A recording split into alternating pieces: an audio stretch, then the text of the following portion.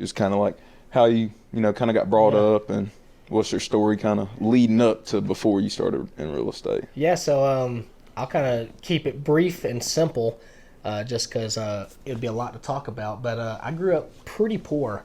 Um, Grew up in Paulding County. My both my parents, low income. We didn't make a lot of money. We kind of barely scraped by. Right. By the time I was 8 years old, my dad had passed away.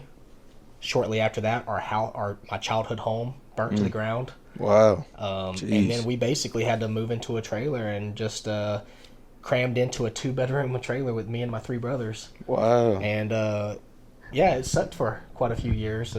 But I grew up watching my parents struggle, and I remember many, many times asking for something Yeah. and them not being able to get it for me. Right. Right. And then moving on up, I was just always in that like hustle and grind, like trying to figure out a way to make more money so I could buy the things I wanted to buy. Yeah.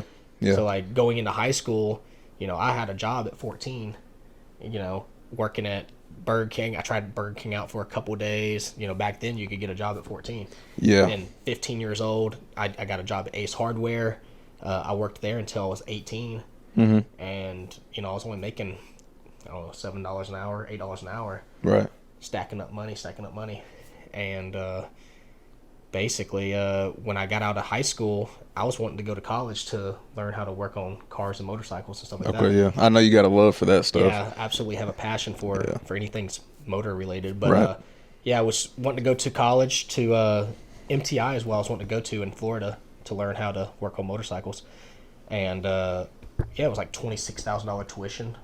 I asked my parents if they could help me. Yeah. They said no. I had the Hope Scholarship, but they would not cover anything because it was a technical institute, not a regular college. Oh So my Hope man. Scholarship that I worked hard for in high school Right. Don't even matter. didn't even matter. Yeah. So I was like, I still think like the smartest person in the world has not been found yet, just because college is too expensive for Yeah, most it's people. It's and it's not for everybody either. No, I'll say it's that too. definitely not. There's many, many people I have found since getting into real estate that are absolutely incredibly smart, but Yeah. they didn't go to college. Yeah, And then that's some exactly of the guys right. that I know that have went and had multiple degrees, you talk to them and they're kind of like an idiot. Yeah, they're know, kind of like- slow, like like they're- common sense wise, Yeah, but they, yeah, they're real smart when it comes to book smarts. They obviously have a lot of knowledge, but when you talk to them, man, they're not easy to talk to. They Exactly. don't understand like common sense stuff. yep, that's And exactly and right. It's funny because, like, the people, to me, in my opinion, that kind of go to college, a lot of them have a sense of that they're better than you and stuff.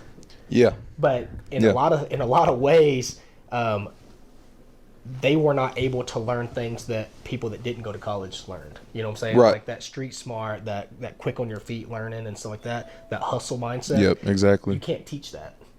You can't teach that in school.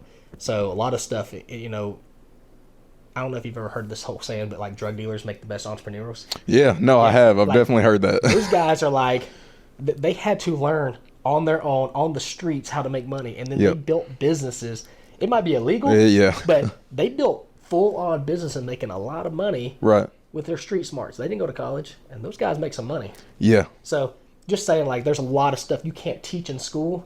You just you got to figure it out. Exactly. And Yeah. that's what I did. Didn't go to college. I had to kind of figure out my own way. Mm-hmm. Took me a lot longer than I would have liked. Of course, I would have loved to have gotten started in real estate at 18 or 19 years old, but I didn't even know this was an option for me. Right. I didn't know the first thing about real estate, didn't know the first thing about entrepreneurship or anything like that. So I went on. I was a garbage man for a couple years. I got my CDL license. I was a truck driver for a couple years. I did stunt riding for a little while. Got into painting cars and doing powder coating and a little bit Okay. of everything. I painted Yeah. airplanes for Delta for a Oh, little wow. while. And then I found real estate through actually losing my job at one of the paint shops that I worked at. Really. So I lost my job, was asking friends and family and stuff, like, who's hiring? Yeah. And I had a friend of mine named Benny. He kind of, sparked an interest in me to join, this group for real estate. I did join the group.